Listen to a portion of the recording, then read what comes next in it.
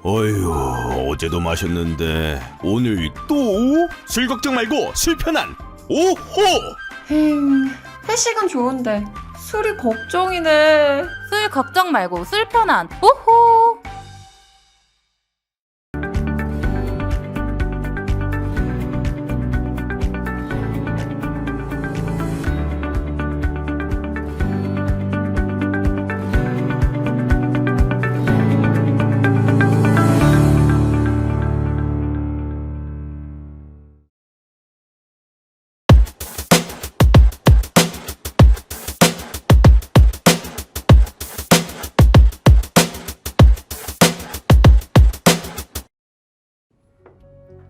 스픽스 구독자 여러분 안녕하세요. 마키아벨리입니다. 정치를 보는 눈 마키아벨리. 오늘도 변희재 대표 모셨습니다. 어서 오십시오. 네, 안녕하십니까. 네. 변희재 대표는 소나무당 뉴미디어 위원장이란 직함도 동시에 가지고 계시죠? 네, 소나무당으로 활동하게 됐습니다. 네. 원래 정확히 말하면요, 이제 어. 최대집 대표하고 저하고 정권 퇴진당을 만드는 과정인데 네. 시간이 없으니까 연합으로 했을 때 당 두 개를 마케팅하는 게 힘들잖아요. 네네. 그래서 중앙당 발기인 그 창준이까지 만들고 입당을 했죠, 소나무당으로. 그래서 엄밀히 말하면은 정권 퇴진당 소나무당의 연합으로 뛰고 있는 거예요. 네. 알겠습니다. 총선 이제 4주도 안 남았는데요. 지금 분위기 좀 잡히는 거죠? 어떻습니까? 그러니까 민주당 공천 파동으로 해서 이 정권 심판론이 완전 죽어버렸거든요. 그러니까 국민의힘이 선전하고 민주당은 지지부진한 상태가 네. 한 2, 3주? 2, 3주 갔었죠. 국민의당이 뭐 선전이라기보다는 이 폭탄들을 그냥 안 내놓고 슬슬 가고 있고, 네. 민주당은 이제 뭐 한마디로 이제 뭐 비명 행사니 뭐니 많이 나올 정도로 그러다 보니까 시끄러워지니까 정권 심판론에 젖어들었다가 이제 공천이 끝난 것도 있지만 네. 뭐제 생각엔 이건 조국혁신당의 역할인 것 같아요. 조국혁신당이 어쨌든 민주당보다 한 발 앞에 나가서 정권 심판론에 불을 붙여주니까 네. 이재명 대표 발언수도 많이 높아졌어요. 네. 예, 그렇게 되고 이제 소나무당이 뒤늦게 출발해서 저희는 조국신당보다 한 10걸음 더 앞에 나가서 때리기 때문에 그래요? 이거는 근데 아직 죄송한데 소나무당의 목소리는 잘 안 들려요. 아니 근데 아직 중앙당 등록이 안 됐어요. 아니 그래도 그러니까 법적으로 여론조사가 안 돼요. 네. 그래서 우리는 이 여론조사를 하려면은 소영길 신당으로 해야 되거든요. 네. 여론조사가 안 잡혀서 그런데 엄밀히 말하면 이제 소영길 대표가 어제 출마했으니까 이제 활동을 시작한 거죠, 이번 주부터. 네. 그래서 우리들은 정권 조기 퇴진, 1년 한 조기 퇴진을 내세우기 때문에 이러면은 더 세게 갈 거 아닙니까? 조국신당하고 민주당이. 네. 네, 그러면서 국민의 한 60-70%가 바라는 윤석열 이 퇴진 흐름이 나오면 선거 판도가 바뀌는 거죠. 국민의 60-70%가 윤석열 대통령의 국정수행을 지지하지 않거나 근데 뭐 이건 늘 있는 여론이지만 이 사람들이 곧 윤석열 퇴진을 바라는 건 아니잖아요. 근데 이제 일반적으로 그러니까 윤석열을 싫어한다라는 게 한 60%가 한국 여론조사로 60-70%늘 있죠. 근데 아주 싫어한다가 한 55%예요. 그러니까 이게 굉장히 독특한 현상인데 네. 싫어한다가 60이면은 아주 싫어한다가 20-30이 나오는 게 정상인데 그렇죠. 윤석열만 아주 싫어한다가 50이라는 얘기면 꼴도 보기 싫다는 얘기는 제거해달라는 얘기이기 때문에 네. 국내 여론조사로 볼 때는 50%는 좋게 넘어간다. 그러니까 만약에 변 대표님 생각에는 실제로 제대로 된 여론조사를 하는데 윤석열 대통령이 임기를 마쳐야 되냐 아니면 중도라도 퇴진해야 되느냐라고 물으면 과반이 넘죠. 딱 한 번 해봤어요. 네. 광주 매칭 한 번 했는데 그때 50-5% 나와가지고 네. 그 뒤부터는 다시 못해요, 여론조사를. 네. 근데 저는 이제 여론조사 부분에서 편향성 얘기 나올 때마다 제가 이 모닝 컨설팅 얘기를 듣는데 네. 모닝 컨설팅은 이제 미국 회사가 이제 전 세계에 하는 건데 거기서 예를 들면 거기서 바이든 지지율이나 기시다 지지율을 보면요 미국이나 일본이랑 똑같습니다. 네. 네. 네. 근데 한국만 거기서 이제 모닝 컨설팅에서 윤석열 지지율이 20% 초반을 못 넘어서고 있는데 한국은 어쨌든 40까지 나오지 않습니까? 그러니까 저는 이게 더 확실하다 이 모닝 컨설팅가. 그럼 거기 기준은 뭐냐? 윤석열 실효율가 75%가 나와요. 네. 그러면 뭐 거의 70%가 윤석열 탄핵 원한다는 거예요. 아니, 사실 뭐 대통령이 임기 2년이 안 됐잖아요. 아직 2년이 안 된 대통령이 싫다는 게 75냐 아니면 네. 60이냐를 다투는 것 자체가 국가적으로는 불행한 일입니다. 근데 사실은 이제 우리가 불행이라고 얘기를 할 수 있는 게 아니라 해야죠. 네네. 이제 해야 되는 거. 이 정도가 아니 뭐 그러니까 불행한 상황을 해야지. 보고 만약에 이대로 네. 가면 더 불행해지는 거죠. 그렇죠. 해야죠. 그냥 지켜보느냐 아니면 이 국면을 바꿔서 네. 국민들에게 보탬이 되는 방향으로 정치 활동을 하느냐 뭐 이런 게 있는 것 같은데요. 자, 지금 뭐 긴박하게 돌아가는데 그래도 민주당은 좀 정돈되는 느낌인 거죠. 공천을 이제 파동을 바꾸면요, 확 가라앉았다가 이제 조금씩 회복되는 추세인데, 근데 뭐 민주당도 이제 그런 대로 대우를 갖추고 있고, 아까 말씀드린 대로 제일 중요한 건 이재명 대표의 메시지예요. 네네. 네, 메시지 수위가 올라가고 있다는 거는 굉장히 긍정적인 거죠. 네. 국민의힘도 정돈이 됩니까? 여기는 약간 더 어수선해진 거기는 것 왜냐하면은 같은데요. 이 폭탄들을 갖고 있다가 아, 김건희 특검법 뒤에 터뜨렸잖아요. 네. 그러니까 이제부터 여기는 이제 공천 파동이 시작되는 거예요. 늦게 시작된 거죠. 아니 그래도 발빠르게 움직이는 거는요. 이를테면 정우택 씨 네. 공천 취소했죠. 네. 그다음에 도태우 씨도 취소했고 정봉주 씨도 취소했고. 정봉주 씨는 이제 민주당인데, 네네. 그러니까 정우택이랑 도태우가 너무 오래 걸렸죠. 이게 너무 오래 걸렸죠. 네네. 이미 얻어맞을 거 다 얻어맞고 표 날릴 거 다 날리고 그러니까 타이밍이 늦었죠, 이거 지금. 그러니까 더불어민주연합, 비례연합정당 같은 경우에 시민사회에서 추천한 여성 후보 1, 2번이 뭐 반민이, 종북인이 논란이 있으니까 바로 그 다음날 해결했는데 그에 비해서는 늦었다. 아니, 근데, 정봉주 해결보다도 근데 늦었다. 저는 그건 네. 좀 다르게 생각하는 게 지금 정우택은 이건 아예 공천 주면 안 되는 사람 가지고 한 거고. 그렇죠. 돈봉투. 전 도태우 건하고 이 시민사회 건은 좀 다르게 보는 게 네. 처음부터 시민사회한테 권한을 줬잖아요. 네네. 권한을 충분히 내서. 줬고 거기에 뭐 제가 볼 때는 뭐 반미 인사도 수두룩히 들어와 있던데 네. 예를 들면 이제 박성훈 뭐 씨라든지 네. 그러면 그 예상이 됐던 거거든요. 그리고 제가 그 개혁신당의 그 함익병 씨를 만났는데 나는 그분 얘기가 참 많다고 생각한 게 그분 보수적인 사람이거든요. 그 사람 네. 친미인데 아니 야당이 반민사를 국회의원 넣는 게 뭐가 문제냐 야당이. 그렇죠. 뭐 그래가지고 기본적으로 그렇죠. 반미도 있고 뭐 한미 친미도 훈련을 있고. 반대하는 네. 사람이 있어야지. 네. 안 그래도 우리 미국하고 맨날 협상할 때마다 야 우리 이거 훈련 반대하는 사람 있지 않냐 이래가지고 우리가 이 지렛대를 쓸 수가 있는데 네. 그런 사람 국회 못 들어간다? 그럼 그냥 미국이 지시하는 대로 갈 거냐 그래서 네, 이렇게 네. 그 민주당 정도 야당이면은 애초에 보면 시민사회 맡기지 말던지 네. 네. 반미 시민사회한테 맡겨놓고 데려왔다고 날려버리니까 저는 이게 과연 이제 이 단일 대우야 이제 시민사회 문제하고 이제 도움이 될까?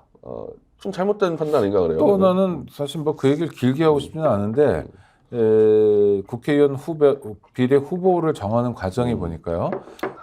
심사위원단이 2개가 있어요. 심사위원이 자체적으로 있고 그게 50점이에요. 그 다음에 국민참여심사위원이 30점. 국민들이 참여하는 문자투표가 20점이에요. 그런데 국민 참여든 심사위원든 수십 명 수준이거든요. 이거는 조금 약간 의아하다 이런 생각도 들고요. 그래서 원래 그 이대경 씨가 기획했던 네. K연합을 받았어야 되는 거예요. 네. K연합 받았으면요 한 수만 명, 뭐 수십만 명 동원해가지고 그리고 일종의 분조성이 분조성 되잖아요. 됐었는 네. 거고. 그럼 시민사회가 저는 이제 시민사회 인사들이 반미가 중요한 게 아니라 네네. 누군지 일반 국민 볼 때는 누군지 모르는 사람들이라는 거예요. 시민사회에서의 영향이 있겠지만은 네. 이 대중적 인지도가 없으니까. 이 라인업을 짜놨을 때 일단 누군지 알아야 찍을 거 아닙니까? 그렇죠. 지금 거의 네. 다 그래요. 지금 저쪽이 네네. 또 군소정당도 마찬가지. 군소정당에서 용해인 씨 빼고는 뭐 한창민 씨 뭐 저 같은 사람은 알지만 네네. 일반 국민이 알까? 그러면 민주당 라인업을 쫙 깔아놓으면요. 죄송합니다. 한창민 씨가 누구죠? 한창민 씨가 죄송합니다. 그분께 정말 죄송합니다. 누구죠? 정의당의 참여계에서 이제 사회당 나와서 사회당 대표를 하시는 분인데 사회당이 사회당 있습니까? 정의당에서 참여계가 만든 근데 뭐 죄송합니다. 심각하네. 아니 저 아침에 신문 5개 보는 사람인데 아니 시민운동 한 30년 하신 분이 모를 정도면은 이제 그분은 일반 국민을 아예 모른다고 봐야 될까? 네네. 한창민 씨 죄송하긴 한데 근데 한창민보다도 더 모르는 사람들이 깔려 있어요 지금. 그럼 이제 만약에 그러니까 유명하다고 다는 아니죠. 왜냐하면 노동을 대표하거나 뭐 기후라든지 이런 부분에 약간 유명해질 기회가 적은 어려운 분들이 부분이 있죠. 어려운 부분이. 네, 근데 그렇지만 대표님 말씀하신 건 다 모르는 사람이다 하면 그건 좀 문제겠네요. 그러니까 이게 우리가 이 비례가 원래 전국구라 그러잖아요. 네네. 지금 뭐냐 전국구 인사가 나간다는 얘기거든요. 네. 전국적 지명도를 갖춘 사람이 나가는 거고 거기서 이제 이 전문성 있는 사람을 끼워놔야 되는데 현재 제가 볼 때 지금 민주당은 용인도 그렇게 유명한 친구 아닌데 나름대로 알려줘서 그렇지만 국회의원 4년 했으니까 초선밖에 네. 안 되는데 네. 지금 라인업 한 20명 중에서 용인이 제일 유명하다. 이건 정말 심각한 거죠. 이거 180석짜리 야당으로 볼 땐 이거는 뭐 너무 심각한 거죠. 네. 그렇게 되면 나중에 조국신당은 유명한 사람 많이 들어가 있어요. 라인업에. 네. 이제 소나무당은요, 뭐 대표적으로 손혜원 씨하고 저 같은 이제 이 파이터들 막 들어가 있는 겁니다. 파이터들이. 지금 네. 정하셨어요? 아직 안? 저희 다 오늘 지금 정하는 회의하다 달려 들어왔는데. 네. 정하는 중입니까? 정했다고 봐야죠. 네. 이를테면 유명한 셀럽이 누가 있어요? 손혜원, 네. 변희재. 네. 자기 이름으로 자기 얘기하는 거 민망하지 말고 객관적이니까 좋아요. 정철승 변호사, 정철승 변호사하고 이제. 그분은 막 약간 이렇게 설화가 많았던 분. 네, 설화가 많으니까 네, 그러니까 설화 많은 사람 많이 알죠. 그래서 유명한데. 그 김도연 대사. 네. 그래서 이 정도 인물들이 돼서 저기 의사 선생님은요? 최대집 대표는 저 목포 지역구 출마. 그렇습니까? 네, 지금 목포 내려가 있습니다. 그러니까 송영길, 최대집 이런 분들은 지역구로 가고. 그래서 라인업 보고 가면은 이제 잘 싸운 우리 그렇게 얘기하거든요. 뭐 조국신당처럼 지역은 뭐 민주당, 뭐 네. 비례는 조국신당, 그건 이상한 얘기고 우리가 뭘 더 잘할 수 있냐 가지고 얘기했을 때 저는 민주당과 조국신당보다 우리가 윤석열을 더 빨리 끌어내릴 무기들을 갖고 있고 제대로 싸우겠다. 그래서 그 경쟁력으로 저희는 승부하려는 더 거죠. 빨리 끌어내릴 무기가 뭐가 있습니까? 두 가지가 있습니다. 예. 대통령이 중도의 임기 네, 중간에 네. 그만두면 네. 자기가 그만두는 경우가 있잖아요. 네, 뭐 네. 4.19 때 하야라고 네. 불렀던 네. 그건 언제든지 그만둘 수 있잖아요. 네, 그렇죠? 네. 지금이라도 네. 그건 안 할 것 같고 네. 말고 뭐가 있어요? 아니, 저는 이미 저 태블릿 PC의 범죄는 윤석열 한동훈이 속된 특검 4팀의 범죄를 다 밝혔기 때문에 아무 반박도 못 하잖아요. 그럼 국회 들어가서 저하고 소영길 뭐 최대표 들어가서 대국민 기자회견하고 본회의에서 한덕수 총리 앞에서 얘기하는 거야. 이거 대통령과 이 한동훈의 범죄인데 어떻게 할 거냐. 전 이거 알리는 거 아무 일도 아니지 않습니까? 이 정도면 하야시킬 수 있다고 보고요. 또 저 말고 뉴탐사가 지금 하야라는 게 그러니까 국회에서 의정 활동을 통해서 네. 윤석열 대통령이 그걸 보고 나 그만둘 거야라고 한다고요? 그건 약간 좀 아니 저는 이 정도 범죄를 알려놓으면요. 네. 저는 그 용산 앞에 100만 명 모일 수 있다고 봅니다. 그러니까 그 다음에 그건 네. 촉발시키는 거죠. 네, 촉발시켜서 100만 명 모아서 네, 네. 하야시키겠다는 거예요. 네. 대중운동을 활발하게 전개하는 계기로서 의정활동이 네, 역할을 해주고 네. 그러면 국회 안과 밖에 있는 사람들이 함께 싸우면은 대통령이 사퇴할 수도 있다. 네, 근데 좋아 이거 하고. 스리랑카 대통령이 그렇게 하야했거든요. 아니 이승만 네. 대통령 이승만도 했잖아요. 마찬가지고. 우리 뭐 예, 예. 아주 오래전이긴 하지만. 그 이제 네. 청담동 술자리가 완전히 지금 한동훈이 백기 들었습니다. 뉴탐사한테. 그렇습니까? 그거는 뭐 전혀 사실 무근이라고. 그러니까 그렇게 한동훈 말만 법무부 하는데 장관이 예. 굉장히 강하게 반발했는데. 말만 했는데 네. 청작 재판에 한동훈이 걸었어요. 뉴탐사를 10억을. 네. 그러면 한동훈이 나 그때 청담동이 아닌 다른 데 있었다라는 걸 입증을 해야 될 거 아닙니까, 증거를. 그렇죠. 그래서 그 증거가 있어요. 관용차 운영 기록이 있어요. 네. 그걸 재판부가 가져오라 그랬는데 안 가져옵니다. 그리고 법무부에도 얘기했어요. 가져와라. 안 가져옵니다. 네. 이거 베끼는 거랑 마찬가지다 이거는. 그래서 지금 그 부분에 대해서 아마 무죄가 나올 가능성이 높고요. 그럼 그것도 이제 우리가 떨려서 민사니까 무죄가 나와버린 거죠. 네, 안 가져오니까 그 사람들이. 네. 그럼 그 총공격 들어가야죠. 근데 민주당은 그 김의겸 이후로 그건 청담동을 완전히 그냥 그 무시하고 가거든요. 아니 그러니까 그 약간 느낌은 그다음 재판 얘기는 저희가 듣지 못해서 여태까지의 흐름으로 보면 김의겸 의원이 헛다리를 짚어서 그렇죠. 예. 예, 완전 엉뚱한 헛다리를 짚었다. 그런데 나중에 보니까 한동훈 장관은 술도 안 마시는 사람이고 뭐 근처에도 가지도 않았다. 그래서 뭐 김의겸 뭐 좀 답답하네 기자 출신이라는데 라는 것까지가 저희가 대충 언론 보도를 보면 나오는 거거든요. 그다음에 재판 과정에서 뭐 거의 네. 탐사가 거의 다 이제 증거들을 확보하면서 그 엎어치기가 된 상태가 태블릿이랑 비슷한데 네. 태블릿 다 조작 안 됐고 최선과를 다 국민들 그렇게 믿고 있지 않습니까? 네. 근데 제가 재판을 한 10몇 개라고 했는데 똑같아요. 안 가져옵니다. 검찰이 야 태블릿 니네들 복사한 사문판 있지 않냐 가져와라. 재판부가 이거 안 가져와요. 그냥 도망가는 형쪽이기 때문에 네. 요 두 건 가지고 대국민 뭐 기자회견부터 본회의 질의만 가지고도요.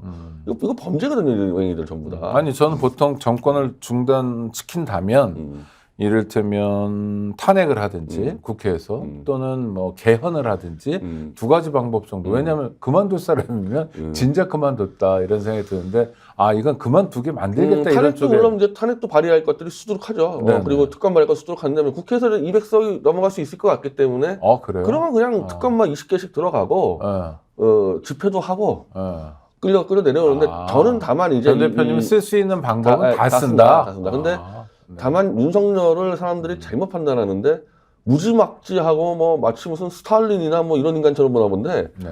윤석열의 직업은 공무원입니다. 공무원. 공무원은 사실 솔직히 얘기하면 좀 소심하죠. 기본 아니, 베이스가. 직업이 공무원 한동훈도 네네. 공무원이에요. 네네, 공무원도 그렇죠. 네. 일반에서 죄송합니다만. 이 네. 사실은 제일 그 무서운 폭력자들은 예술가 출신들이에요. 아 그렇죠. 네. 네로라든지 네. 히틀러도 화가고요. 네. 스탈린도 시를 썼던 네. 친구들인데 윤석열은요 둘러싸면 바로 도망갈 생각 아무것도 아니에요.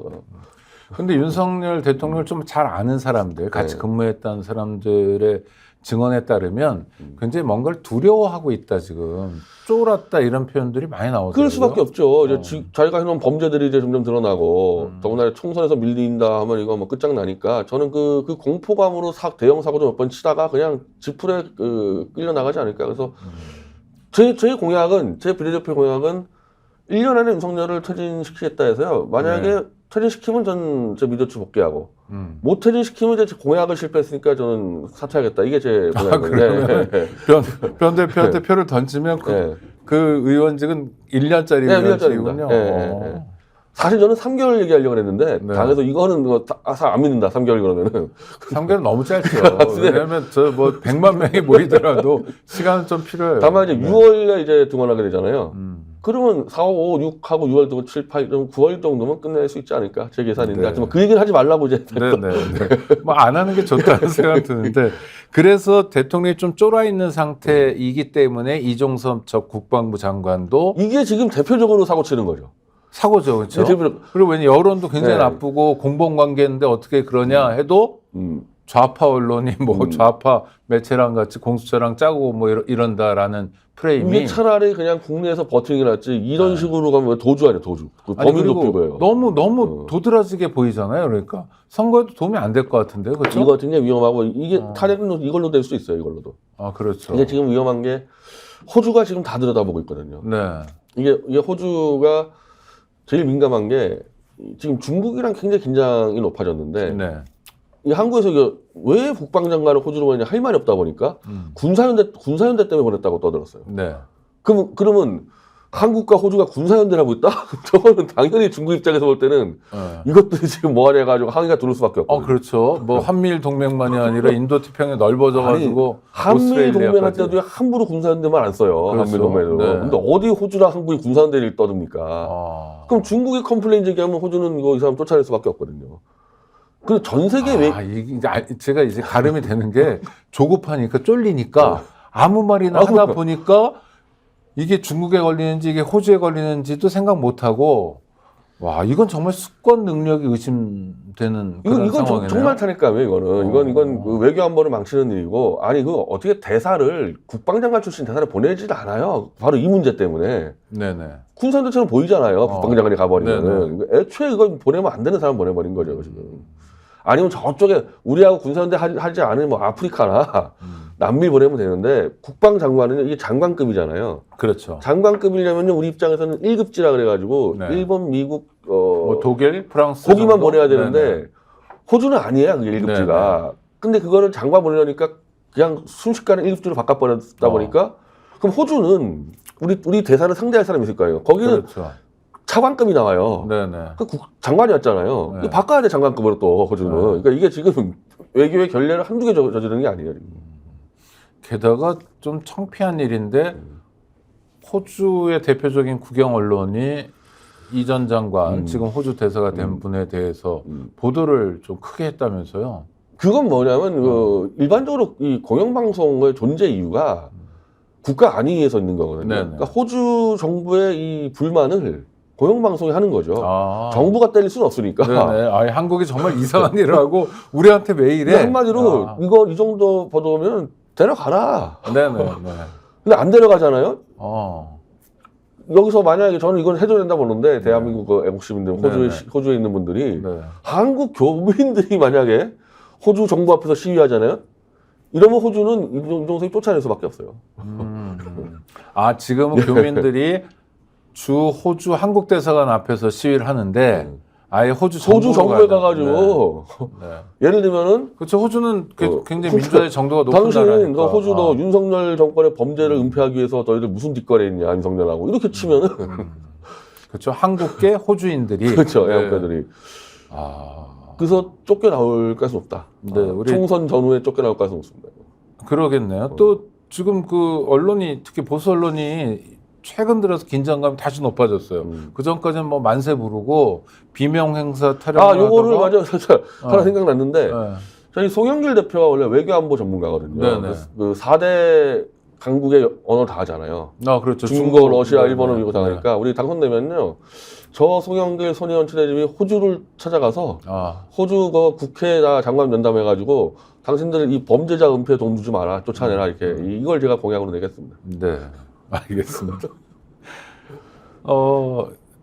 하여튼 지금 그러니까 상황 자체가 국민의힘 입장에서는 그 쌍특검 때문에 막아놨던 게 터지고 그다음 민주당 정돈되고 그다음에 야당들이 이제 약진하는 조국 혁신당이나 뭐 이렇게 약진하는 모습이 있으니까 국민의힘 입장에서 좀 쪼그라들거나 이런 게 있는 것 같아요. 그래서 보수 언론이 굉장히 긴장을 높이고 있는데 이종섭 전 장관 호주 대사 임명 관련해서는 보수 언론에서 사설로 비판을 하더라고요. 그러면 총선 전이라도 데려올까요? 아니면 근데 어떻게? 이거는 아니면 변희재 의원 당선 이후에 이거는 네. 윤석열 입장에서 데려오는 거는 불가능하고 아. 이건 너무 큰 범죄를 인정하는 거야 되기 때문에 네. 호주에서 쫓겨나는 수밖에 없는 겁니다. 이거는. 근데 호주에서 그렇게 하기도 되게 어려울 것 같은데요. 그러니까 이게 하기 나름인데 어. 중국은 분명히 이 해명을 요구할 거고 네. 우리가 하기 나 호주를 이제 압박하러 들어가야죠. 가장 그러면 작업은 다 하고 난 다음에 이종섭 씨가 그냥 스스로 사퇴하는 거로 해가지고 풀 가능성도 꽤 높겠네요. 그냥 제가 그만둘래요. 뭐 이런 의혹을 받으면서까지 뭐 이런 식으로 푸는 건. 근데 이게 어차피 원천적으로 이제 범인을 도피시키는 목적으로 했기 때문에 그럼 네. 다시 범인이 들어오지 않습니까? 네네. 그럼 수사를 받아야 되잖아요. 네. 그럼 이제 거의 이건 특검 여론이 아마 90% 나올 겁니다. 그러면 이렇게 끝나는 거죠. 근데 참 희한한 게 그 지난번 수해 때 최일병이 비극적으로 죽은 것도 물론 끔찍한데 그 하나의 사건을 가지고 이렇게 여러 가지 사건을 동시에 만들어내는 것도 참 보기 드문 일 아닙니까? 그러니까 그때 네. 그때 해병대 일사단장의 책임 묻고 그러니까요. 끝나는 문제를 네. 그러니까 이제 와서 보면 그때는 추정이었는데 지금 뭐 확실해 보이는 게 그 일사단장이 윤석열에게 이제 잘 보이려고 무리한 연출쇼를 했단 말이에요. 네네. 그렇죠. 쭉 줄서게 하고 어쩌고. 그러니까 네. 그러다 사고니까 네. 자칫 이게 윤석열까지 튈까봐 이걸 무마시키려 했던 게 잘못한 거죠. 그렇다 하더라도 윤석열에게 잘 보려 했더라도 그렇게 발표하고 끝냈어야 되는 문제를 막다 보니까 이거는 이제 거의 윤석열 뭐 대통령실 다 죄다 이제 공범이 되는 상황이 가서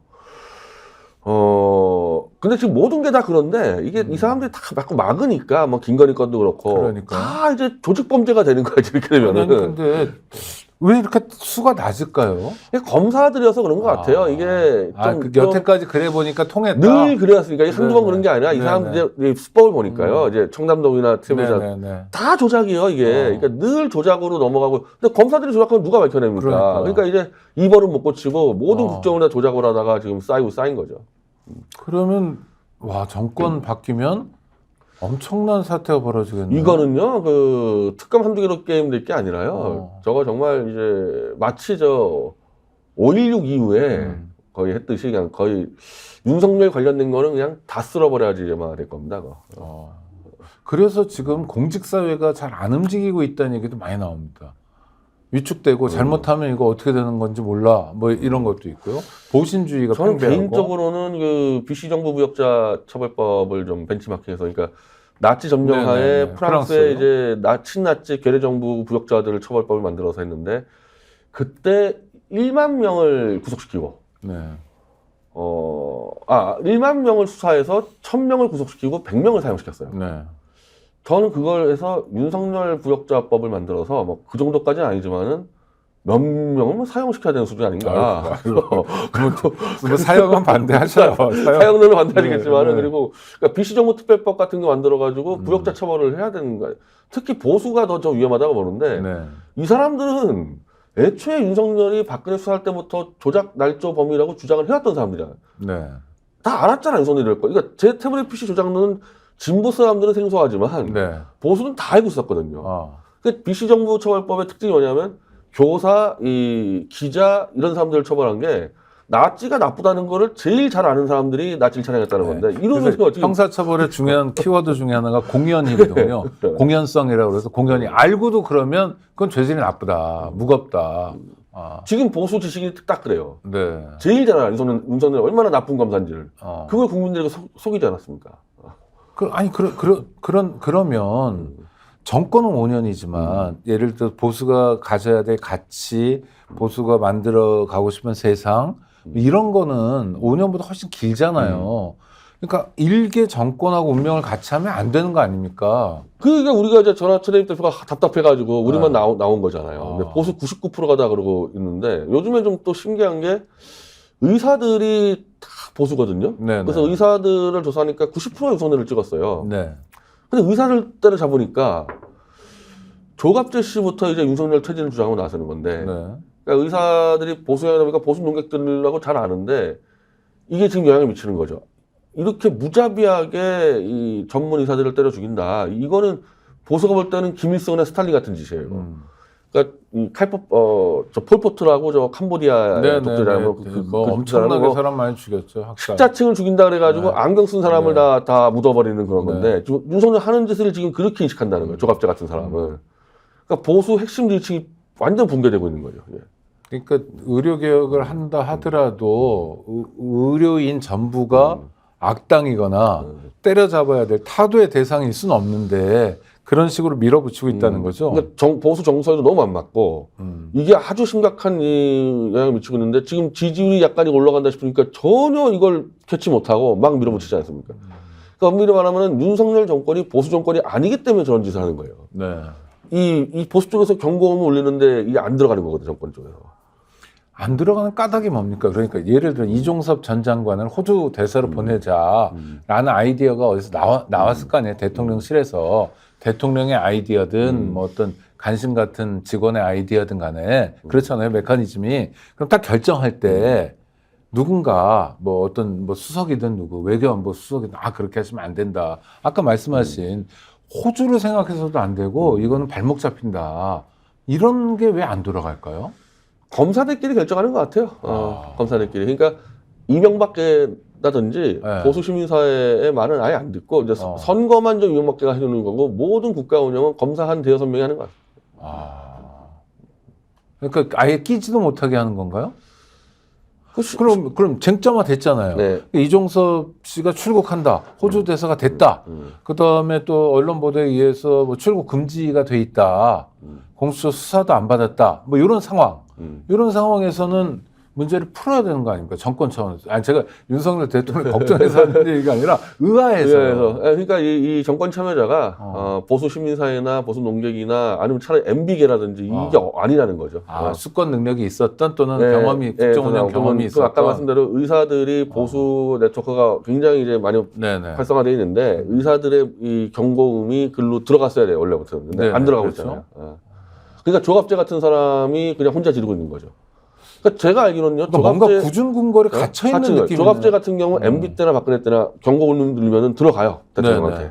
안 들어가는 거예요. 지금 조갑재가 경고음 울리는데. 아니 그리고 여태까지 대통령들은 어떠냐면 신문 사설 같은 거에 좀 반응을 하거든요. 보수 대통령은 조중동은 거의 절대적이었죠. 절대적이거나 또는 뭐 기분 나빠서라도 그렇죠.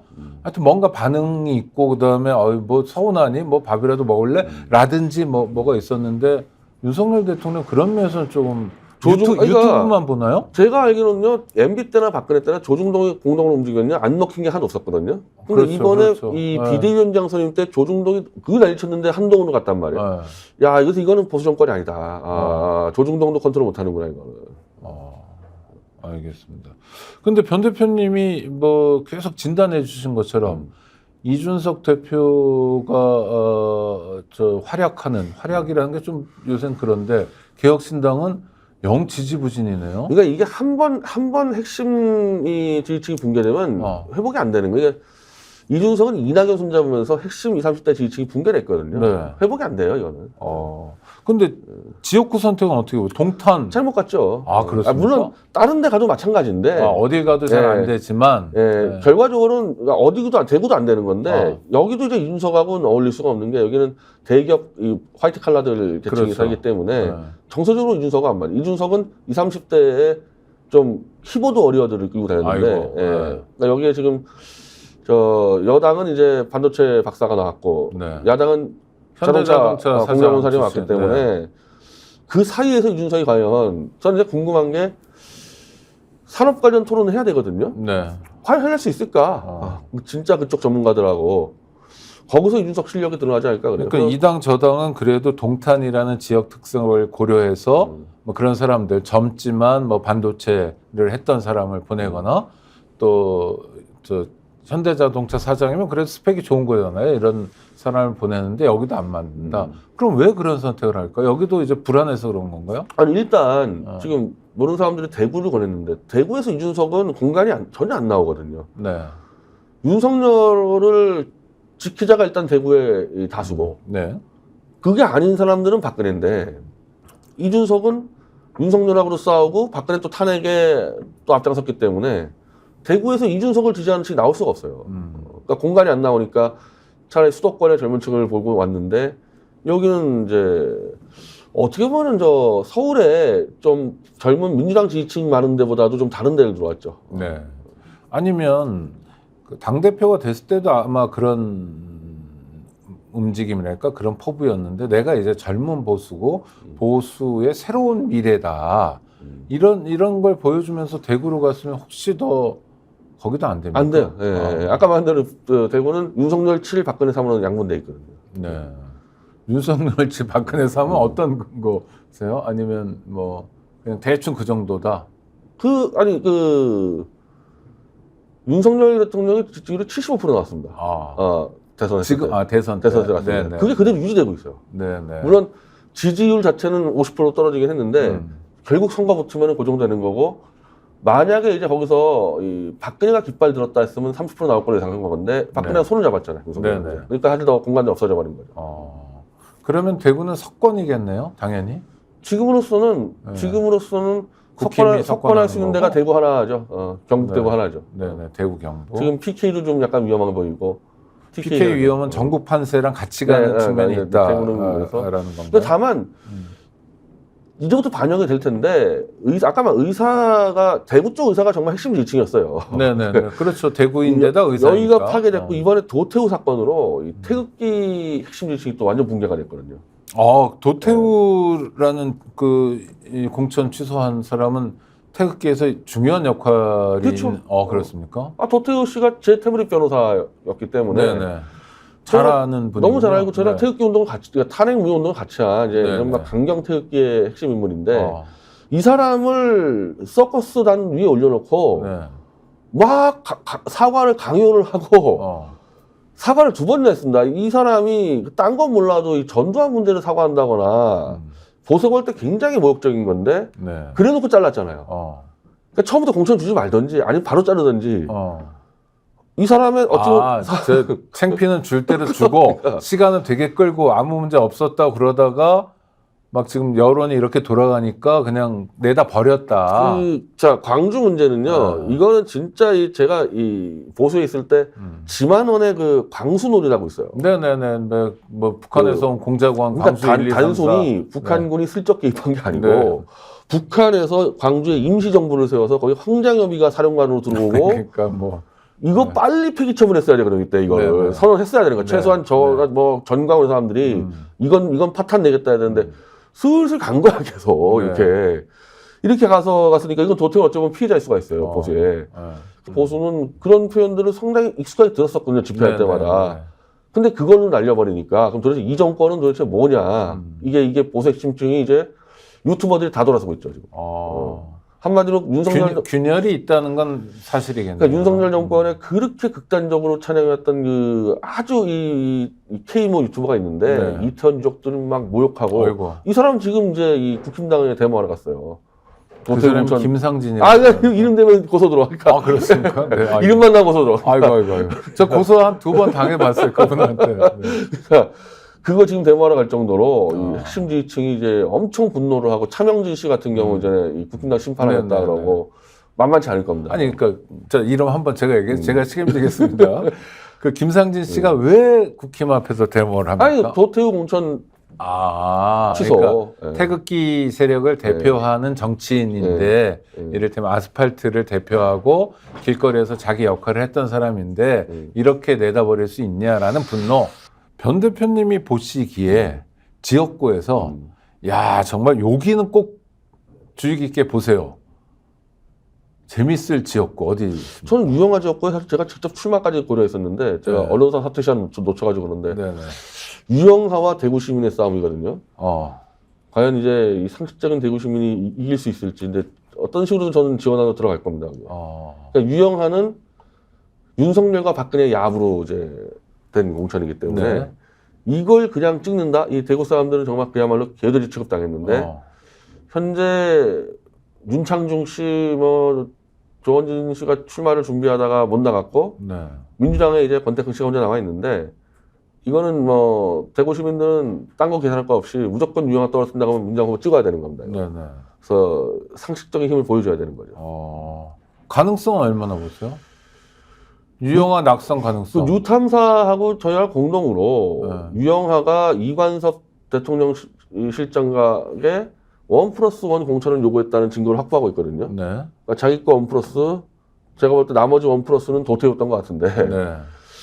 그거는 사실 이제 다 법 위반이 될 수 있어서 이제 그걸 이제 선거 때나 선거 이후에도 그거는 문제제기를 할 거니까 그 전에 근데 그건 법으로 가는 문제고 대구 시민들이 이제 들고 일어나야죠. 네. 그리고 이건 민주당이 전면전으로 유영하고 붙어야 되는 건데 또 이 민주당은 또 이걸 안 하더라고. 네. 그다음에 하나만 더 꼽아 주신다면 이 지역구 재밌게 봐야 된다. 주목해 봐야 된다. 근데 제 입장에서는 네. 소영길 지역구일 수밖에 없을 텐데 송영길. 거긴 광주죠. 광주인데 네. 소영길뿐 아니라 이낙연하고 이렇게 이정현까지 해서 이 대권론이 지금 나오고 있어요. 광주에서. 그리고 네네. 남도일보의 이 논객들이 대권론 얘기하고 있고. 누구의 대권론이요? 그러니까 호남 대권론 얘기하는 거예요. 왜냐하면 이게 이렇게 돼버린 건데 네. 원래 호남이 다 초선이었는데 이때도 불만이 많아진 거죠. 아니 3선쯤 해야지 상임위원장을 해서 가져오는데 왜 호남만 다 초선이냐. 그럼 그 초선이 재선이 됐어야 되는데 이번에 초선 또 다 날려버렸잖아요. 네. 그러면 민영배 빼고는 다 또 신인이 들어왔어. 그럼 이 사람들이 당선돼서 상임위원장까지 가려면 이거 12년 걸리지 않습니까? 네. 이 호남이 지금 현재 GRDP가 이제 제일 바닥입니다. 제일 못 사는 동네예요, 지금 현재 호남이. 대구한테 역전당했습니다. 광주가. 근데 광주를 또 이 신인들로 깔아놓으니까 이 지역 언론들이 야, 안 되겠다. 이거 큰 인물로 가자, 호남. 그래서 이낙연, 이 송영길, 막 정동영, 이정현 뭐 이렇게 하는 거예요. 이정현 씨는 출마합니까 이번에? 출마 순천에. 국민의힘. 순천에 4선인데 네. 이 국힘당이 호남에서 하도 엉망이니까 네. 정말 이정현 씨 그래. 이정현은 좋은데 야 윤석열가 안 된다 그러고 있거든요. 그러니까 광주시당이 이정현하고 상의해서 차라리 대권 선언하자 이정현. 윤석열 졸개처럼 모이면 무조건 죽는다. 그래서 이정현을 대권 선언해가지고 국힘당이 아예 호남 대권론 얘기해버렸다 붙기 때문에 저는 소영길 대표도 우리 당에다가 내가 대권 호남에서 해보겠다가 뭐가 문제냐. 이재명 대표한테 도움 안 될 게 뭐가 있냐. 경선 찾아가는 게. 그래서 호남 대권론 승부처가 이 이정현 순천 그리고 소영길 광주 이낙연 광주 이렇게 될 겁니다. 정동영 전주도 전주도 마찬가지고. 예. 네. 하여튼 정치는 꿈틀꿈틀거리는 끊임없이 살아 움직이는 네. 생물이어서 또 다음 주에는 어떤 정치를 우리가 마주할지 모르겠는데 다음 주에도 우리 네. 변희재 대표님을 통해서 정치를 제대로 볼 수 있었으면 좋겠습니다. 정치를 보는 눈 스픽스의 마키아벨리 오늘 여기까지입니다. 변 대표님 네, 고생하셨습니다. 감사합니다. 스픽스는 말하는 언론입니다. 내세는 유튜브, 그중에서 스픽스. 좋아요, 댓글, 구독, 알림 설정. 여러분이 저희를 사랑해 주시고 우리가 여러분을 사랑하는 4가지 방법입니다.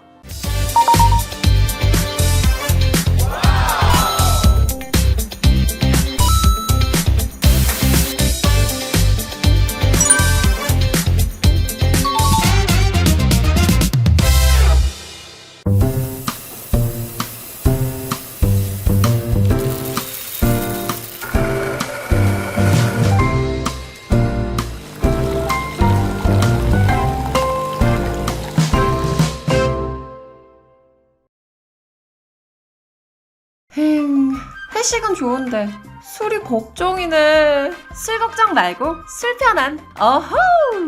제가 술이 약해서 술 걱정 말고 술 편한. 오호. 보험에도 점검이 필요합니다. 요즘 경기가 어려워서 보험료 내는 것도 부담스럽죠. 보험료는 줄이고 보장은 넓게. 건강보험도 자동차 보험도 나에게 맞춤 보장. 믿을 수 있는 보험 전문가들. 믿을 수 있다 더 착한 보험. 본 광고는 손해보험 광고 심의 기준을 준수하였으며 유효기간은 심의 결과 통보일로부터 1년입니다.